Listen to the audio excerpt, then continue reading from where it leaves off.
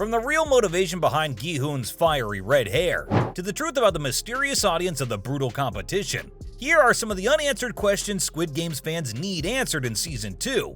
And I have to start with this one. Is Gi-hoon gonna bring down the games from the inside?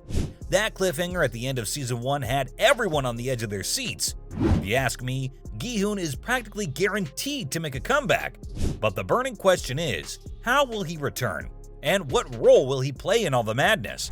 Some people are wondering if he'll be back as a contestant once again, ready to warn others about the twisted game they're about to get sucked into.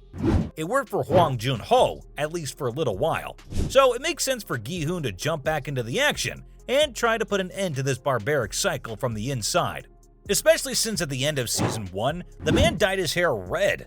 Some people think it represents a new start to his life, while others believe it's a symbol of his burning desire for revenge.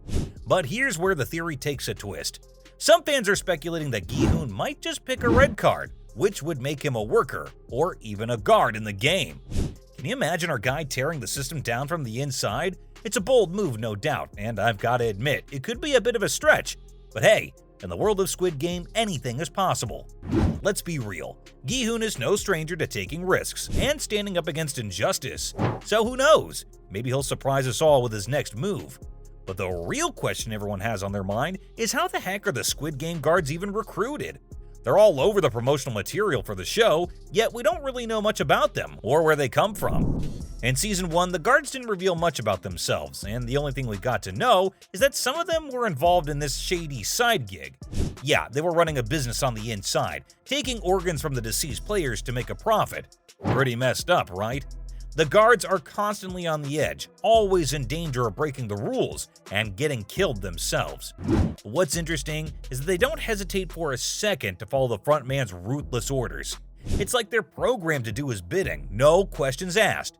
And despite being right there in the thick of it all, none of them ever tries to expose the games? One theory is these guards might have been recruited under circumstances similar to the players themselves. I'm talking about people who are drowning in debt and desperate for a way out. That would explain why they're so willing to do the front man's bidding, not even lifting a finger to end the madness. Maybe serving as guards for the Squid Game is their own twisted way of playing, with the promise that their debts will magically disappear. But if they fail, who knows what might happen to them? Maybe exactly what happened to Jun-ho? Which brings me to my next question. Is he still alive? The last time we saw the guy, he'd gotten all the evidence he needed to expose and shut down those messed up games. But things don't always go according to plan. Poor Jun-ho finds himself being chased down by some pretty relentless bad guys. And where does it all come to a head? On top of a cliff overlooking the ocean. Just when Jun-ho thinks he might have a chance, the frontman shows up out of nowhere, and he makes a huge reveal. Turns out he's none other than Jun-ho's long-lost brother, In-ho. Can you believe it? First you have these life and death games, and then there's family drama too? So what does In-ho do? Well, he shoots Jun-ho right in the shoulder. Ouch. But here's where it gets interesting. They never actually showed Jun-ho's body after the fall. Did he sink to the depths of the sea, or could he have somehow survived? I don't know for sure. You see, Squid Game never shied away from showing deaths in a pretty direct and in-your-face manner. But in Jun-ho's case, they keep it all hush-hush and ambiguous. It's a bit out of character, don't you think? Adding to the confusion, In-ho has no problem shooting people point-blank in the face, and it's a guaranteed game over for them. Yet when it comes to his own flesh and blood, he goes for a less lethal shot to the shoulder? It's like he couldn't bring himself to end Jun-ho's life, and just wanted him out of the picture, at least for the time being. All this has people speculating that Jun-ho might just make a comeback in Season 2, but another man who's been there all along, adding to the mystery, was In-ho.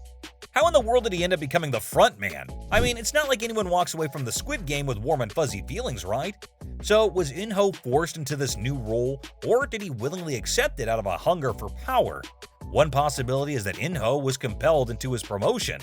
Perhaps there were some not-so-pleasant circumstances that pushed him to take on this new position. It's hard to imagine anyone willingly taking the kind of power that comes with overseeing this brutal game.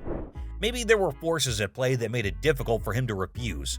On the flip side, it's also plausible that In-ho willingly took on the role out of a desire for the kind of power that so many of the players never got to experience. The guy had just won the games himself, and now he's given the chance to be on the other side calling the shots. It could be a twisted way of asserting control and getting back at the previous frontman who oversaw his own suffering. Pretty dark, right? But speaking of the previous Squid Game winners, what happened to all of them? The first season takes place in 2020.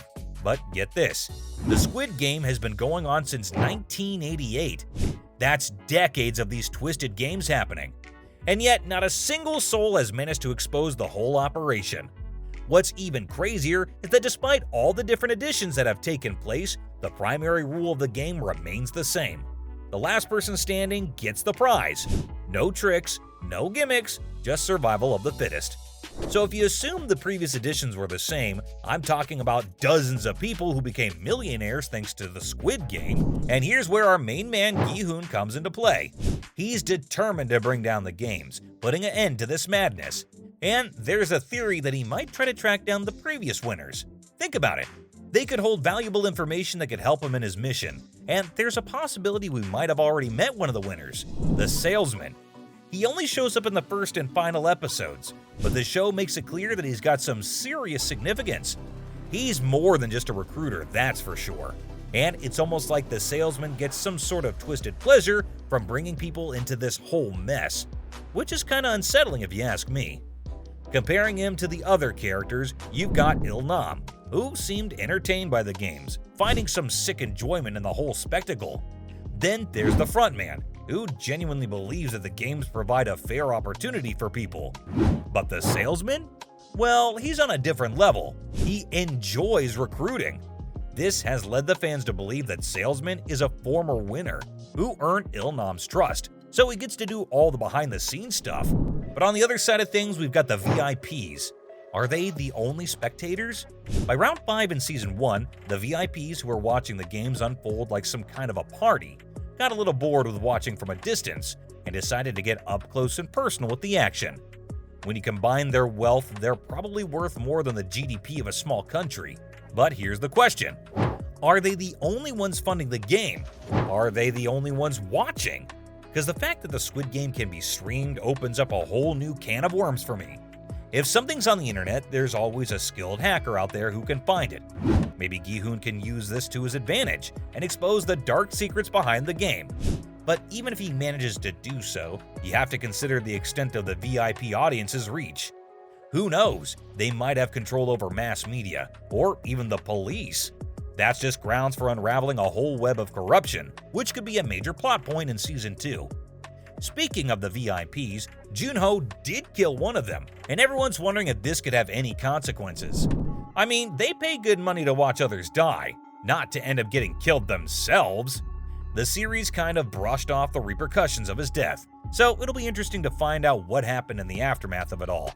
So, from the truth about the audience of the brutal rounds to Gi-hoon's real motivations behind that fiery red hair, those are some of the unanswered questions Squid Games fans need answered in Season 2.